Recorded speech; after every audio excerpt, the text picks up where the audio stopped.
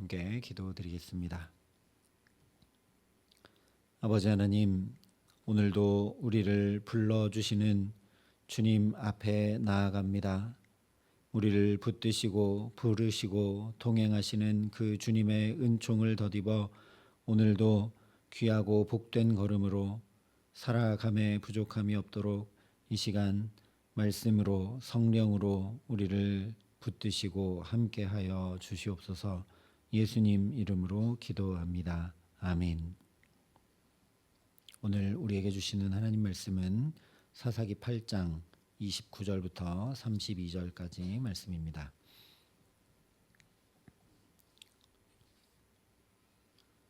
사사기 8장 29절부터 32절까지 말씀을 제가 봉독해 드리겠습니다. 하나님의 말씀입니다.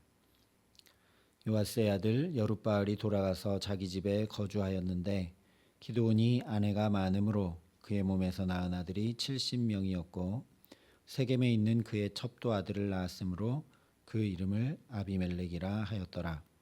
요아스의 아들 기드온이 나이가 많아 죽음에 아비에셀 사람 오브라에 있는 그의 아버지 요아스의 묘실에 장사되었더라.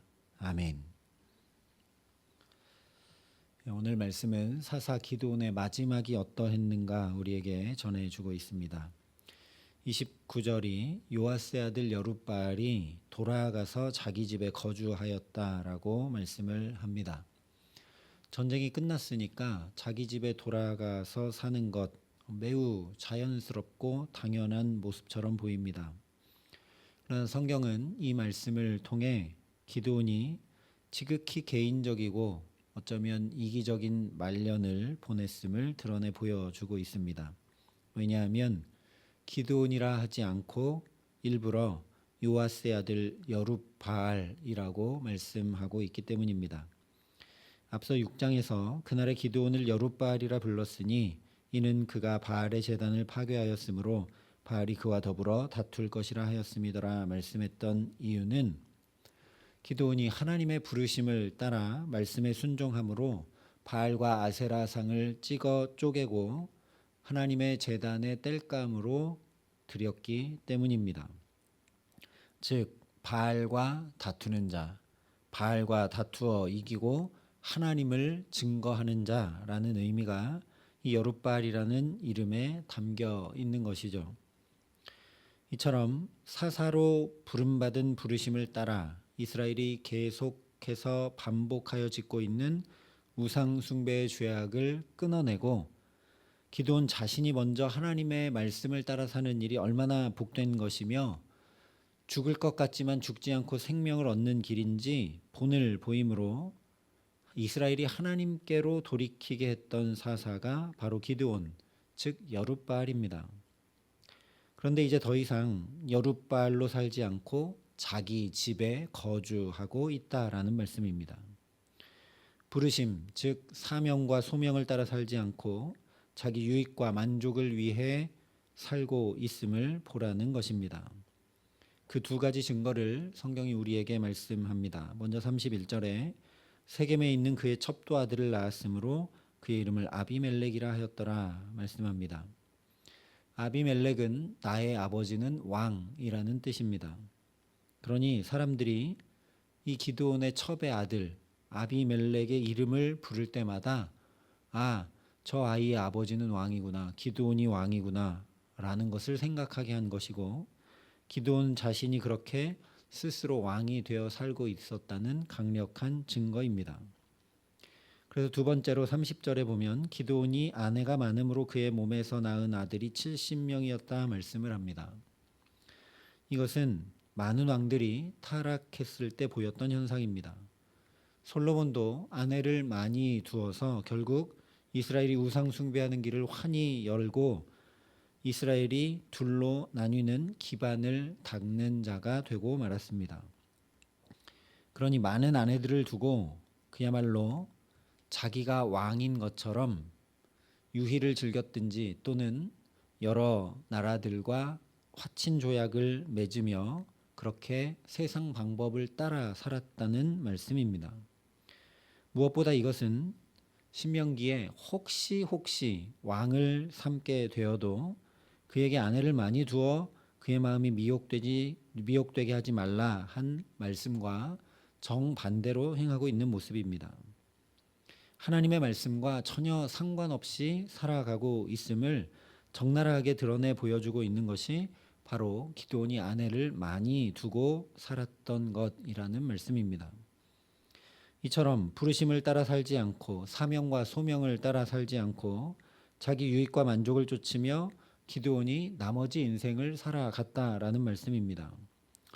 문제는 그렇게 내가 행복하고자 나의 유익과 만족만을 따라 살면 그러면 좀 즐겁고 유익하고 복되고 행복하고 온전히 서게 될 줄 알았는지 모르지만 정반대로 자기 자신도 가정도 자신이 속한 이스라엘 공동체도 다 무너지고 말게 되었다라는 사실입니다. 33절 이하에 이어지는 내용과 9장에도 계속 이어지는 내용들은 얼마나 처참하게 다 무너져 내리는지를 우리에게 전해주고 있습니다. 우상을 만드는 자마다 다 허망하도다. 그들이 원하는 것들은 무익한 것이오늘 그것들의 증인들은 보지도 못하며 알지도 못하니 그러므로 수치를 당하리라 하신 말씀 그대로입니다. 하나님만 왕 삼고 살아야 되는데 하나님이 아니라 자기 자신을 왕과 우상 삼고 실제로도 금 에봇을 만들어 두었던 기드온의 말로가 그야말로 허망한 인생으로 마치고 말았습니다. 그래서 32절에 보면 요아스의 아들 기드온이 나이가 많아 죽음에 라고 말씀을 합니다. 부르심을 받았던 여룻바알이 아니라 자연인인 요아스의 아들 기드온이 죽었다라는 말씀입니다. 물론 그럼에도 불구하고 병들어 죽거나 반역당해 죽거나 적에게 패하여 죽지 않고 나이 많아 죽는 은혜를 더디펴 주신 분이 우리 아버지 하나님이심을 보라는 말씀이기도 합니다. 어제 나눈 말씀대로 그동안 하나님께로 돌이키기를, 그래도 좀 하나님께로 돌이키기를, 다시 기드온이 여룻바알로 부르심대로 살기를 안타까이 기다리셨다라는 것이죠. 그러니 오늘 말씀을 보면서 기드온이 그러면 부르심을 받아 부르심을 따라 살 때는 어떠했는가 우리가 기억해 보아야 합니다. 기드온이 자기가 볼 때는 가장 약하고 부족한 자이지만 전쟁을 치러본 적도 없고 자신은 용사도 아니지만 그래도 하나님께서 나를 사사로 부르신 그 부르심 따라 살 때는 못할 것 같고 무너질 것 같았지만 결코 무너지지도 않았고 모든 것을 다 행했습니다. 군사도 힘도 지혜도 필요한 것은 무엇이든지 하나님께서 기드온에게 다 공급해 주셨고 연약한 것은 붙들어 주시는 은혜를 덧입어 살았습니다. 그래서 실제로 전혀 상대가 되지 않는 미디안과의 전쟁에서도 온전히 승리했고 에브라임 지파와 화평을 이루었으며 끝까지 저 미디안 왕들인 세바와 살문나를 추격하고 처단하여 진멸했습니다. 기드온만 아니라 야곱도 그러했고 모세도 그러했죠. 야곱이 하나님의 부르심을 알지 못하고 살 때는 움켜쥐고 살았고 철저한 자기 계획과 욕심을 따라 살았는데 야곱이 편애하던 요셉도 하나 남은 라헬의 소생이었던 베냐민도 자기 손에서 이제 놓고 이스라엘이라는 부르심을 따라 하나님만 의지하고 살자. 그 이름 그대로 하나님 없이는 살 수 없는 자가 되어서 살자. 그의 노년은 그야말로 부족함이 없고 영광스럽게 마치게 하셨습니다. 모세도 부르심을 알지 못할 때는 애굽 사람을 죽이는 살인자가 되고 말았지만 부르심을 따라 살자 그를 통해 출애굽 구원의 역사, 광야 40년 내내 하늘에서 먹을 것이 내려오고 반석에서 물이 나며 불기둥 구름기둥이 정확히 인도하고 신발과 옷이 헤어지지 않으므로 나만 아니라 장정만 60만이 넘는 이스라엘 전체가 먹고 사는데 전혀 문제없게 하시는 놀라운 은총과 영광을 얻게 하셨습니다. 하나님께서 모세를 부르실 때 하나님과 같이 되리라 말씀하셨던 그대로 모든 이들에게 존경과 사랑받는 복된 인생이 되게 하셨습니다. 그러니 저와 여러분도 오늘 나를 어디로 부르셨고 어떻게 부르셨는가, 하나님이 나를 오늘 어떻게 부르시는가, 그 부르심을 알고자 간구하고 기도함으로 나아가야 합니다. 하나님이 우리를 부르시기 때문입니다. 우리를 가정으로도 부르셨고 부모로도 부르셨고 성도로도 부르셨고 또 일터로도 부르셨고 하나님의 사람으로 살아가라고 오늘도 우리를 부르고 계십니다. 사사기 말씀에 비춰보자면 가정이든 일터든 거기서 사사로, 즉 하나님의 살아 계심과 역사하심을 드러내고 전하는 하나님의 사람, 하나님의 자녀로 살아가라고 우리를 부르십니다. 보라, 아버지께서 어떠한 사랑을 우리에게 베푸사 하나님의 자녀라 일컬음을 받게 하셨는가, 우리가 그러하도다 분명히 말씀합니다. 우리를 당신의 자녀로 부르신다라는 거죠. 그리고 그렇게 부름받은 대로 하나님의 자녀답게 살아가려면 이렇게 하라 말씀합니다. 그러므로 함께 하늘의 부르심을 받은 거룩한 형제들아, 우리가 믿는 도리의 사도이시며 대제사장이신 예수를 깊이 생각하라. 참된 하나님의 아들이셨고 온전한 하나님의 자녀의 본이 되신 예수님을 깊이 생각함으로 살아가는 것이 바로 우리의 부르심을 따라 살아가는 것이라는 말씀입니다. 오늘 내게 만나게 하는 이들을 어떻게 대할 것인지, 어떻게 선택하고 결정할 것인지, 어떻게 말하고 행동할 것인지, 부모로서는 자녀들을 어떻게 대할 것인지, 내가 일터에 나가 동료들을 어떻게 대할 것인지, 내게 주어진 사건과 일과 사람을 어떻게 대할 것인지 예수님을 깊이 생각하며 사는 것이 우리 부르심을 따라 사는 것이라는 말씀입니다. 그렇게 부모를 받들어 섬기셨고 가난하고 소외된 이들의 친구가 되어주셨고 병들고 아픈 이들을 돌보셨고 제자들과 말씀을 나누며 하나님 나라를 이루기 힘쓰셨고 결국 십자가 길로 죽기까지 하나님께 순종하셨던 예수님 뒤따르며 사는 것이 곧 우리 부르심을 따라 사는 것이라는 말씀입니다. 그러니 무슨 일을 하든지 마음을 다하여 주께 하듯 하고 사람에게 하듯 하지 말라. 기쁜 마음으로 섬기기를 주께 하듯 하고 사람들에게 하듯 하지 말라 하신 말씀을 따라 오늘을 살아가는 저와 여러분 될 수 있기를 바랍니다. 예수님을 깊이 생각하면서 그렇지, 사람에게 하듯 하지 않으셨고 오직 하나님 앞에서 행하셨고 하나님의 뜻이 무엇인지 분별하셨고 끝까지 그 하나님의 뜻에 따라 순종하며 사셨지. 나도 사람에게 하듯 하지 말고 주께 하듯 하면서 오늘 이 하루를 살아야지.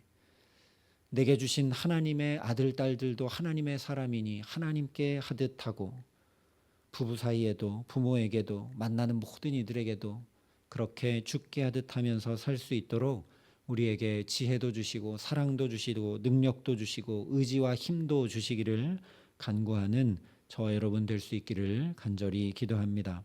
그래서 그러므로 더욱 형제들아 힘써 너희 부르심과 택하심을 굳게 하라.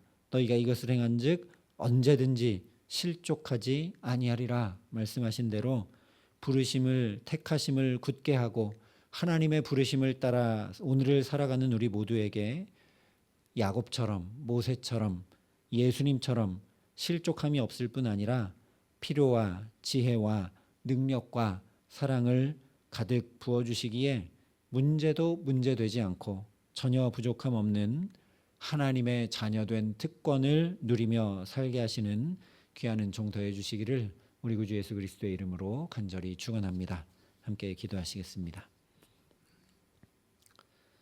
아버지 하나님, 주의 부르심을 잊고 살 때가 너무 많음을 아시고 오늘도 첫 시간부터 하나님께서 나를 부르셔서 이렇게 가정에서 부모로 또 자녀로 일터에서 동료로 교회에서 성도로 하나님 살아갈 수 있도록 우리를 깨우치시고 붙들어 주심을 감사합니다. 아버지 하나님, 주의 부르심을 잊고 그냥 나의 유익과 만족을 따라 살면 얼마나 무너지는지 기도원을 통해 봅니다. 나만 무너지는 것이 아니라 우리 자녀들도, 내가 속한 공동체도 하나님 부르심을 따라 살지 못하는 나로 인해 무너지는 것을 깊이 경각심을 가지게 하시고, 그러니 오늘도 주께 간구하고 주께 부르짖어 간구함으로 주의 부르심을 따라 살아감에 부족함이 없도록 지혜도 주시고 능력도 주시고 사랑도 주시고 힘과 의지도 주셔서 예수님 똑바로 바라보며 뒤따라감에 부족함 없게 하여 주시옵소서.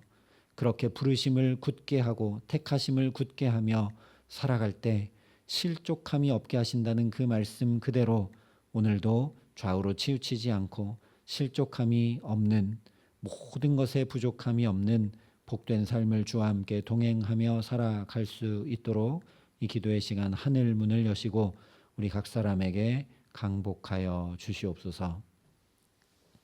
이제는 주 예수 그리스도의 은혜와 하나님의 사랑과 성령님의 교통하심이 여기 머리 숙여 오늘도 나를 부르신 주님의 그 부르심 따라 하나님의 자녀된 특권 가지고 살아가기를 소원하고 결단하는 여기 모인 모든 주의 성도들과 사랑의 빛교회 모든 교우들과 이 나라의 민족과 이 귀한 복음을 오늘도 세계 만방에 전하시는 선교사님들 가운데 이제로부터 영원토록 함께 하시기를 간절히 축원하옵나이다. 아멘.